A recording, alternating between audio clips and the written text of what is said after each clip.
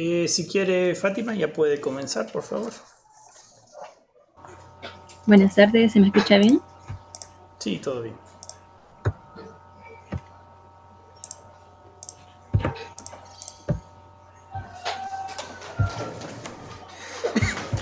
Estoy tratando de compartir. Ah, Ya se mira.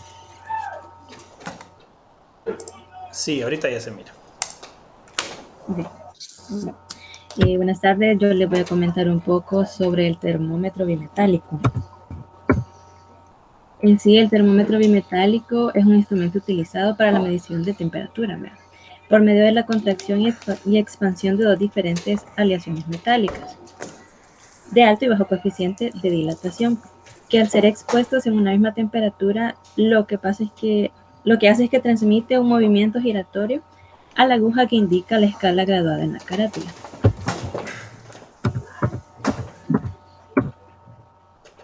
Esta escala normalmente está entre los menos 100 grados Celsius y los 600 grados Celsius, pero puede variar según los modelos y mide la temperatura en grados Celsius o Fahrenheit, depende del modelo.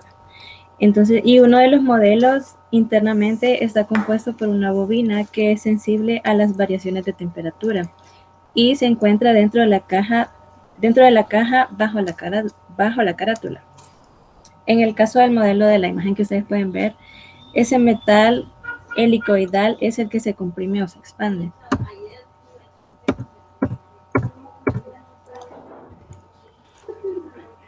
La ventaja de este instrumento es que se puede colocar convenientemente donde se medirá la temperatura y es manejable.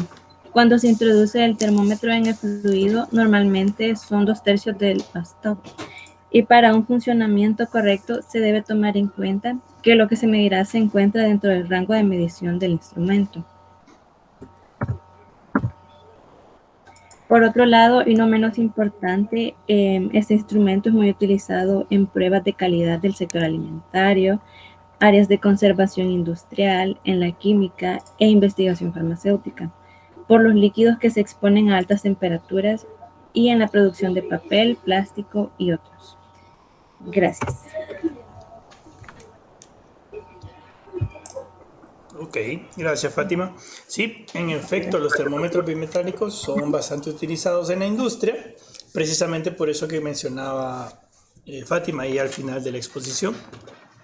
Recuerden que estamos hablando de metales, de aleaciones metálicas que están expuestas directamente a líquidos o gases y esto puede ocasionar que haya corrosión, ¿de acuerdo? En las partes de este termómetro. Los termómetros bimetálicos son muy utilizados, quizás uno de los más utilizados, sobre todo en tanques y tuberías donde se quiere medir y controlar la temperatura de los fluidos que están ingresando o saliendo de los procesos. ¿De acuerdo? Bien, gracias, Fátima. ¿Quién más?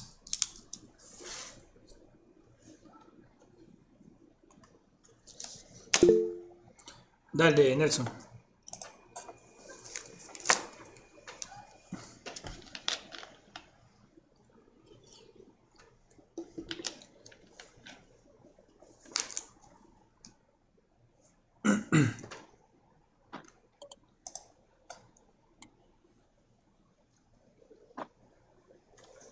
Buenas tardes. Si me escuchan un poco ronco es porque soy un poco mal de la salud. Okay. A mí me tocó exponer acerca del bacómetro, que es un instrumento destinado para medir presiones inferiores a la atmosférica. Y en algunas ocasiones en la calle, por decirlo así, se dice que son presiones negativas. Eh, perdón. El instrumento viene como complemento al manómetro de Bourdon, ya que funciona bajo el mismo principio, solo que si vemos en el manómetro de Bourdon, eh, el tubo, si es presión que le llega desde el niple, el tubo se va a expander, digámoslo así, entonces el engranaje se va a mover para la izquierda y la aguja se va a mover hacia la derecha. Y si es vacío, lo va a hacer al contrario. Dentro de lo que es el bacómetro hay varias aplicaciones, ¿verdad? Pero la más común es esta, la de Bourdon, que compara la presión atmosférica con un vacío. Como ven, el cero sería la presión atmosférica y el máximo es su escala máxima. Dentro de lo que es los tipos está el de Bourdon, está este de punzón, que es más utilizado en la industria alimenticia, por ejemplo, para ver el vacío que hay en las latas, ¿verdad? Porque las latas se llenan en caliente, se sellan y el mismo calor del líquido genera un vacío, ¿verdad? Entonces se necesita saber si la presión, perdón, el vacío es el ideal porque con eso mismo se esteriliza, ¿verdad? Y también está para la industria automotriz, como se mencionaba, ¿verdad? Para los carburadores, para carros antiguos, hoy más que todo para podadoras, motosierras, todo lo que tenga carburadores. Se utiliza este, que es para calibrar la mariposa de aceleración, ¿verdad? Porque trabajan con el mismo efecto Venturi. Entonces se realiza una calibración para motores de 15 a 20 pulgadas de mercurio, que es la unidad de medida.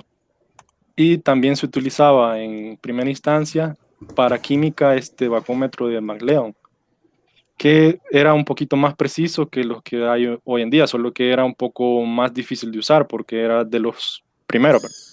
Y también el avance, ¿verdad? Que es el bacómetro digital, que ya solo nos da la lectura en ocasiones, ¿verdad? Que se ocupa en su mayoría ahora, para aires acondicionados, que se necesita saber si el circuito de aire está hermético. Entonces se le aplica cierto vacío y se le ingresa nitrógeno para hacer el secado de las tuberías, se vuelve a aplicar vacío y se realiza la recarga, ¿verdad?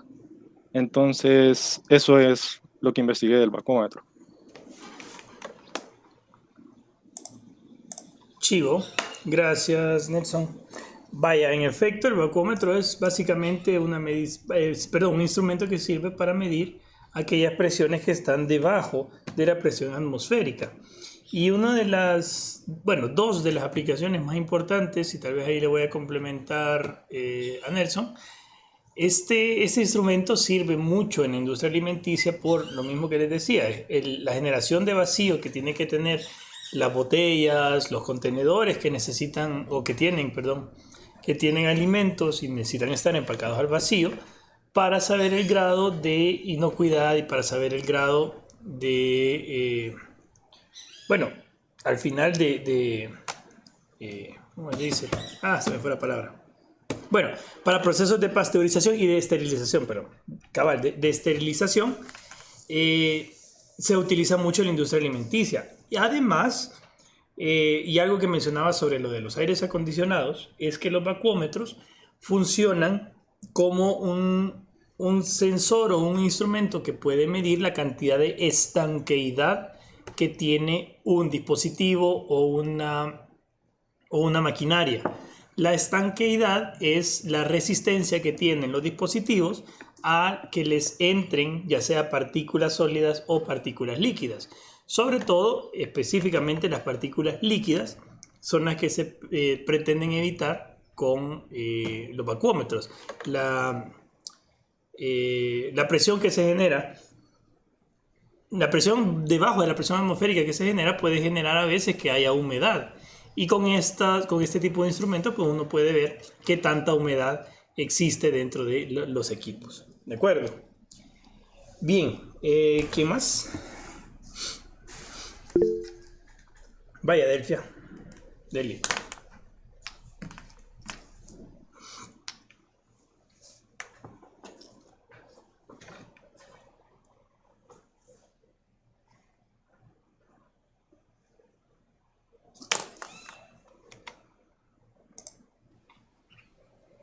Buenas tardes.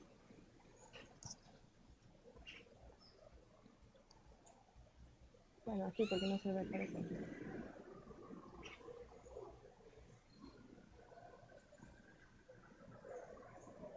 Este día me tocó explicar el elemento en espiral.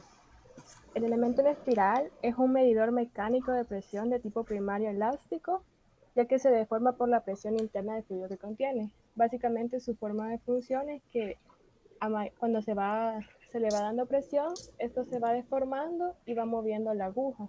Y esta va en la escala, dando la presión que tiene. Este se fabrica de tuberías con sección transversal aplanada, se forma arrollando el tubo de Bourdon, formando una espiral alrededor de un eje común.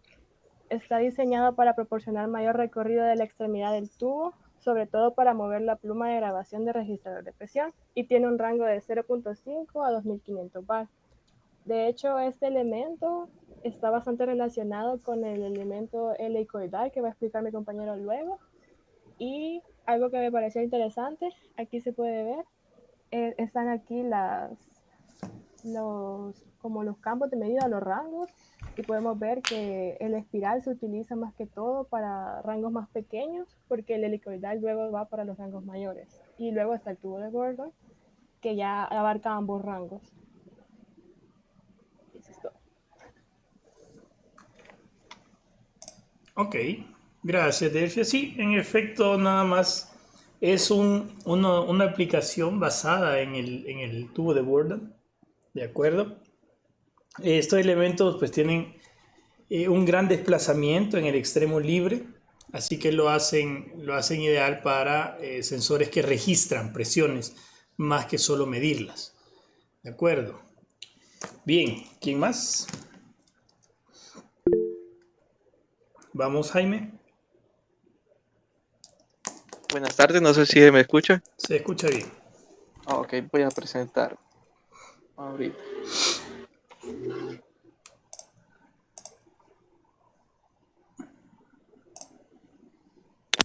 Bueno, buenas tardes. A mí me tocó hablar sobre el elemento helicoidal.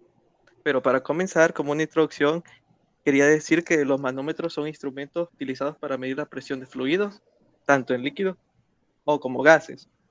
Y todos los manómetros tienen un elemento que cambia alguna propiedad cuando son sometidos a una presión.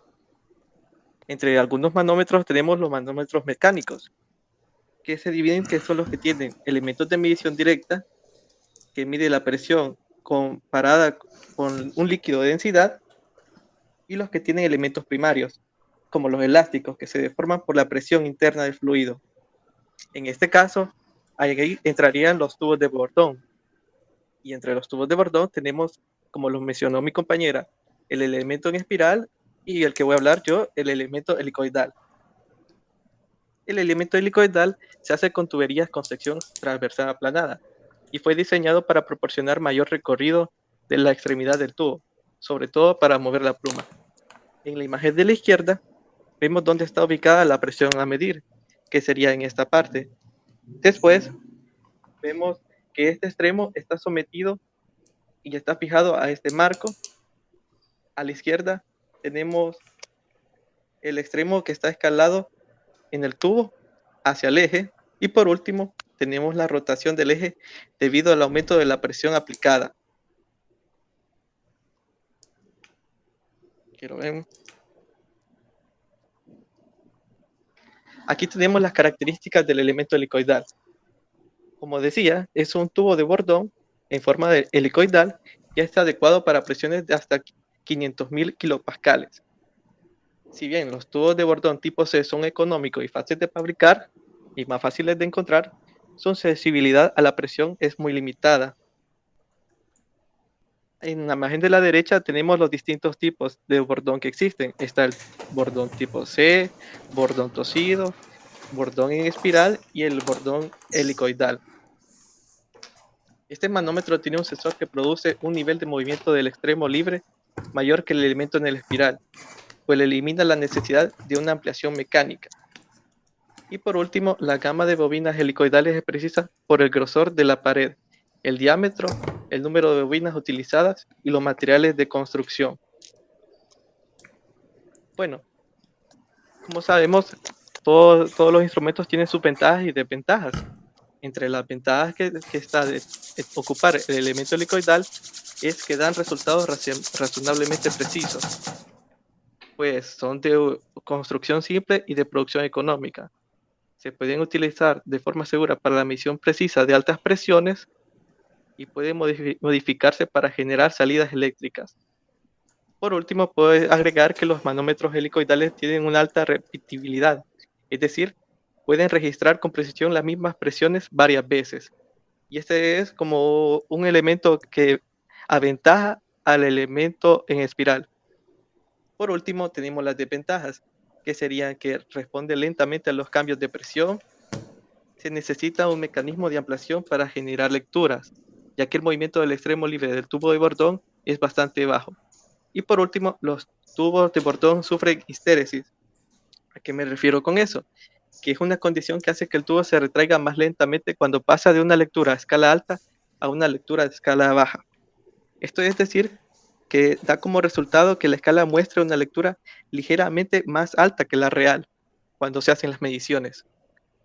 Y agregando por último, como fue mencionado, el tubo de Bordón helicoidal tiene un campo de medida de entre 0.5 a 5.000 kilogramos entre centímetros cuadrados, con una exactitud de 1.5%.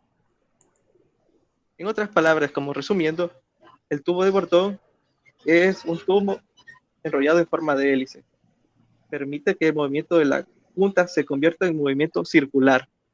Y al instalar un eje central dentro de la hélice a lo largo de su eje y conectarlo a la pluma, el movimiento de la pluma se convierte en un movimiento radial. Bueno, muchas gracias. Gracias, Jaime. Bueno, sí, de hecho Jaime está mencionando varias propiedades que nosotros vamos a ver más adelante en la asignatura para relacionarlas con todos los instrumentos que estemos viendo ahorita y los que vamos a ver más adelante. Por ejemplo, mencionaba la histéresis, que es la propiedad que tiene un elemento de conservar las propiedades que tenía en este caso, de un instrumento, de conservar sus propiedades con las mediciones anteriores, ¿no? Y hablaba también por ahí vi varias propiedades, hablando del error, hablando de la repetibilidad. Había varias cosas que vamos a retomar más adelante como propiedades de los instrumentos de medición y control, pero me parece bastante bueno. No sé si hay alguien que tenga alguna pregunta. Nada. Vaya, chivísimo. Nos queda nada más Víctor.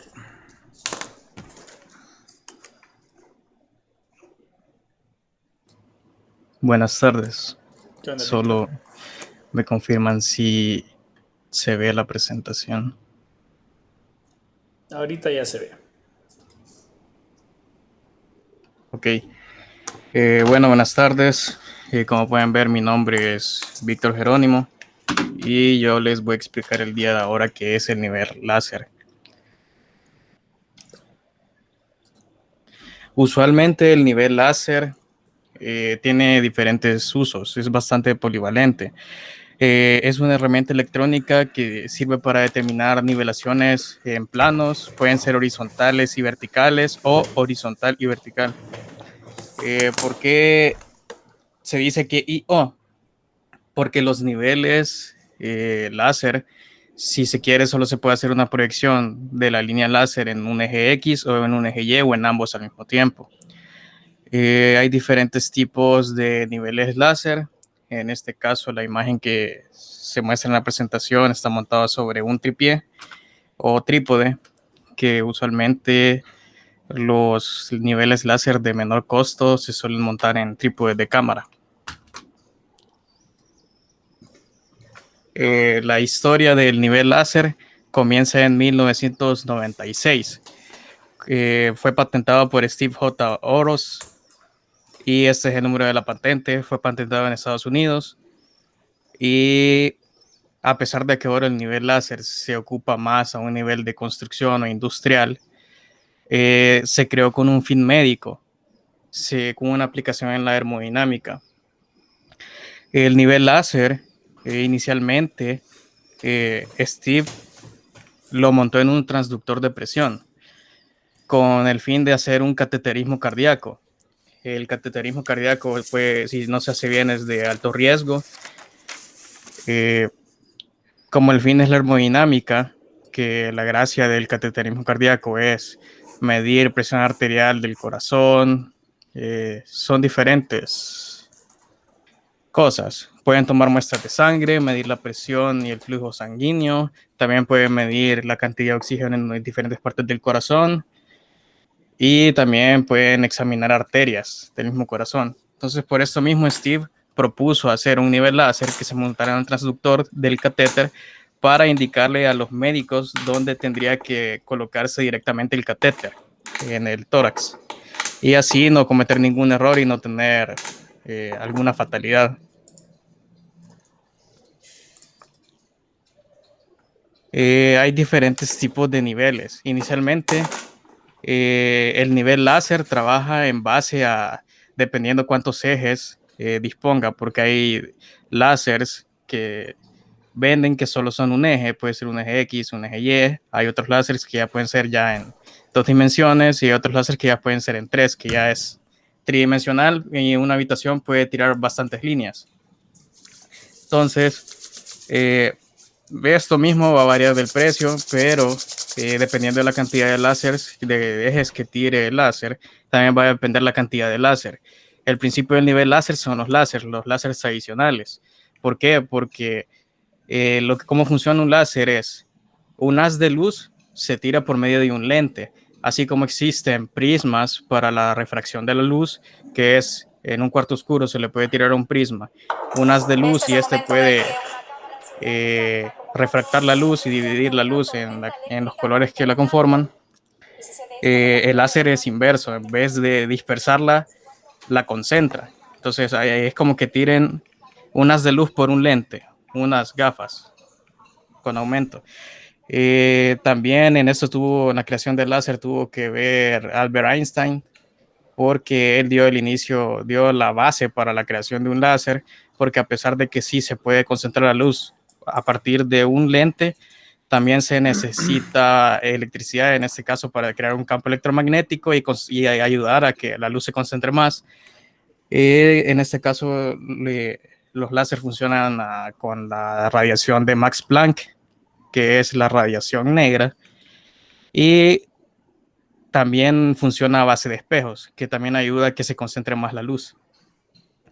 Conociendo esto, ya se puede saber cómo el nivel láser tira los rayos ya en forma de eje, ya como una línea y no como un solo punto, que es que creo que en esta imagen se aprecia bien que este es un cabezal rotativo, este es un nivel láser para topografía. Usualmente los niveles láser que se ocupan ya para construcción y estas cosas que son industriales tienen un espejo en forma cónica, que lo que hace es que el láser cae en ese espejo y dependiendo de la cantidad de ejes que tenga ese láser, así tira las líneas. Existen varios tipos de niveles láser. Está el nivel láser autonivelante, que en este caso ya no, el mismo láser viene incluido con un tripié propio, y autonivelante se refiere a que él solo se puede nivelar con un giroscopio, que es lo mismo que traen sus teléfonos, pues, y es por lo que detecta cuando se puede girar la pantalla y cuando lo ponen en horizontal y vertical, que básicamente se puede interpretar también como un nivel láser montado en un estabilizador de cámara. Está el nivel láser de líneas, que es el que les decía que es el usual. Se tiran en los ejes. El nivel láser de puntos, que ya simple y sencillamente tira los puntos donde se quiere hacer la nivelación, ya puede ser de cuadros, puede ser para construcción si se están montando tomas, es para que queden niveladas las cosas, ya sea en pared o en suelo, que para eso están los niveles de superficie. Está el nivel láser rotativo, que también influye el modelo que se compre o que se tenga a mano, que es hay niveles láser que son fijos y para moverlos uno tiene que moverlos de posición para que giren, y hay otros que ya traen un rotor con el que ya no es necesario mover la pieza entera, sino que ellos mismos giran en base a un eje. Y está el nivel de superficie. El nivel láser de superficie es diferente a esto. Siempre es una línea láser que tira, pero el nivel láser de superficie es para saber si hay ondulaciones en el plano. ¿Cómo se sabe esto? Aquí se ve un ejemplo, un nivel láser de superficie. Si la superficie está completamente plana, se tiene que ver una línea totalmente continua en el suelo. Si hay algún desnivel o algo, lo que pasaría es que esta línea se cortaría y ahí indicaría que hay un hundimiento en el suelo o también puede ser una elevación. Las características de los niveles láser es que son bastante precisos.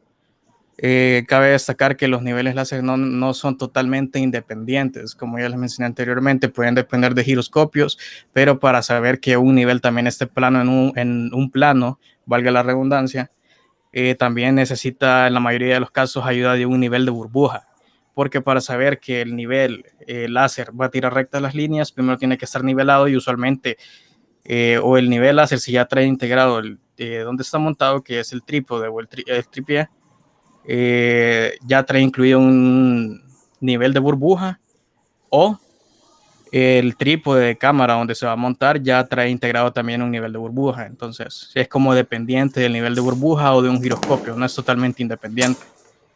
Es polivalente, se puede ocupar en bastantes usos, como en construcción. Esto es un ejemplo, este es un nivel láser de topografía, que ese instrumento tiene bastantes funciones y ya es como más avanzado, aparte de incluir un nivel láser, también puede ayudar a medir distancias, inclinaciones en grados hexagesimales, proximidad, y para saber también a qué distancia está una elevación, todo con fines topográficos en construcción, o se puede ocupar también en casa, que son para nivelar, se pueden ocupar para nivelar cuadros, como dije anteriormente, todo esto. Fácil calibración, es que, como les decía, depende de un nivel de burbuja o un giroscopio. El giroscopio ya él solo se nivela, y si es con un nivel de burbuja es bastante fácil calibrarlo. Y también es automático en algunos casos. Existen niveles que traen control remoto, porque ya no es necesario estar directamente manejando como un operario el nivel láser, sino que se puede hacer a distancia y ya se puede automáticamente hacer la rotación, ya sea de los ejes X y Y, para saber dónde se quiere tirar los rayos de luz láser para el nivel. Y eso sería todo. Gracias. Perfecto, Víctor, gracias. Bastante completo tu ponencia, ¿no? Bien, muchachos, no sé si hay alguna pregunta sobre los instrumentos que hemos estado viendo este par de días. La verdad es que las exposiciones han estado bastante bien, me han gustado bastante. Creo que podemos ir implementando esta metodología para un par de cositas más todavía que nos quedan pendientes durante toda la asignatura. Pero no sé, ¿hay alguna pregunta que quieran hacer, algo que queramos ampliar?